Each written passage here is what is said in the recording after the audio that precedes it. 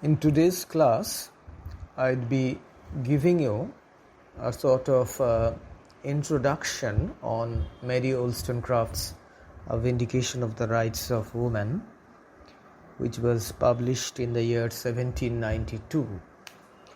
And I'd give you a short introduction on Mary Wollstonecraft because it is necessary to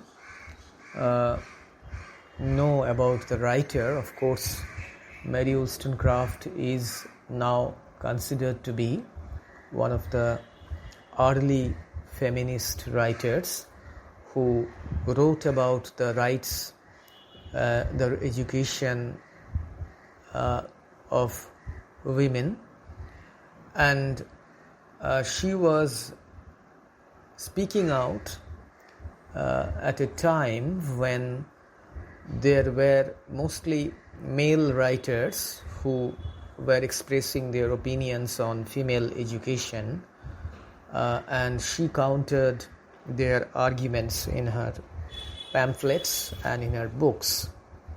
Now, Mary Wollstonecraft was born in April 1759 in London.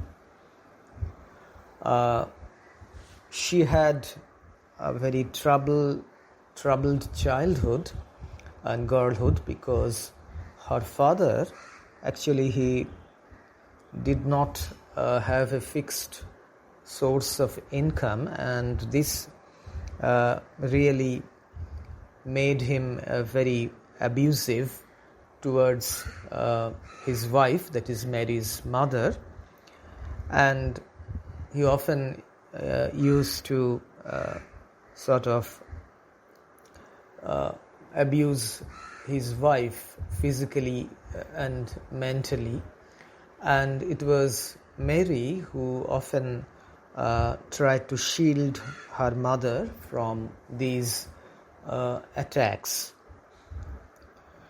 Now, as a teenager, Mary formed a friendship with another girl named Frances Blood, who was nicknamed Fanny Blood, and this proved to be a lasting friendship for her. And later on, after the death of her mother in the year 1780, she actually moved on and decided to set up a school in the year 1784 with her sister Eliza and her friend Fanny in Islington. But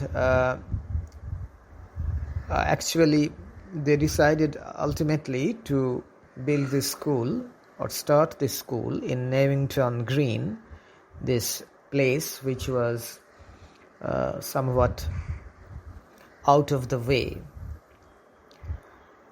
Now, Fanny Blood went to Portugal after her marriage, and actually she died in childbirth. And Mary was, of course, very much saddened by this occurrence, and she wrote a novel which was based on these occurrences. It was titled Mary, a Fiction. This was published in 1788.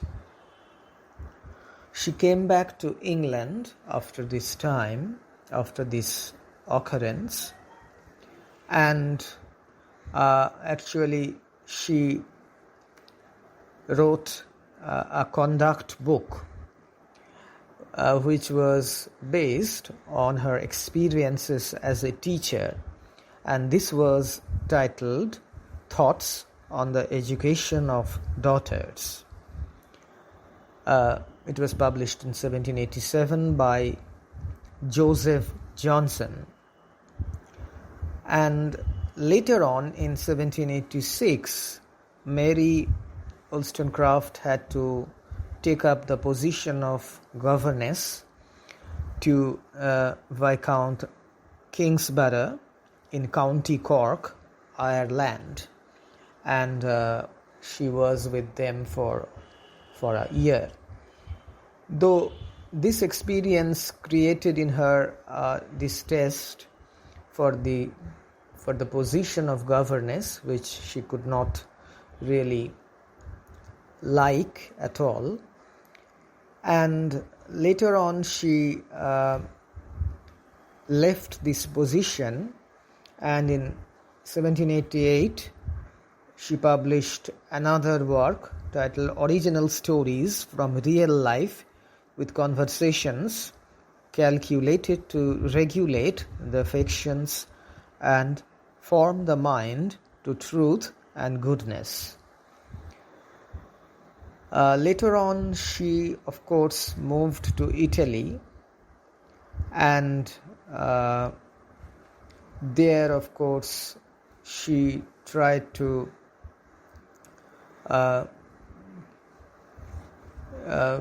earn her living somehow by writing, but she could not continue with her school. And later on, at about this time, she met some of the great thinkers of the time: William Blake, Thomas Paine, William Wordsworth, William Godwin, who was to become her husband later on. She got involved with a person called Imlay, but actually, though she had a daughter by him, this person did not actually marry her, and he ultimately left her, and she tried to commit suicide. However, she was rescued from that attempt. She came back to London, and then she published A Vindication of the Rights of Man in 1790, and actually this was in answer to a pamphlet written by Edmund Burke, which was titled Reflections on the Revolution in France. Now, later on, then she added a sequel, A Vindication of the Rights of Woman, which was again published by Joseph Johnson in 1792. And later, of course, she published certain other works. For example, letters written during a short residence in Norway, Sweden, and Denmark, published 1796. She got married to William Godwin in 1797, but soon after she gave birth to a girl child, who later became famous as the author of Frankenstein, and who married the poet Percy by Shelley, and became Mary Shelley. She died on 10th September 1797. So this is, in short, her biography. She had a short life, but it was an eventful one, with a number of works which, though they were not received so enthusiastically, and at a time she was